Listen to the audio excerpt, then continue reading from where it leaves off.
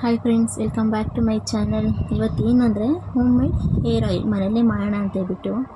ಕೂದಲು ಸ್ಕೂಲ್ ಟೈಮಲ್ಲಿ ಅವರು ಚೆನ್ನಾಗಿರುತ್ತೆ, ಬಟ್ ಕಾಲೇಜ್ ಇಕ್ಕಿದ್ರೆ ಅಂದರೆ ಲೂಸರ್ ಬಿಟ್ಟು ಕೂದಲೇ ಹೋಗ್ಬಿಡುತ್ತೆ. ಸರಿ, ಮನೇಲಿ ಸುಮ್ಮನೆ ತಾನೇ ಇದ್ದೀನಿ, ಒಂದು ಹೇರ್ ಆಯಿಲ್ ಪ್ರಿಪೇರ್ ಮಾಡ್ಕೊಳ್ಳೋಣ ಅಂತೇಳ್ಬಿಟ್ಟು ಮಾಡಿಕೊಂಡೆ.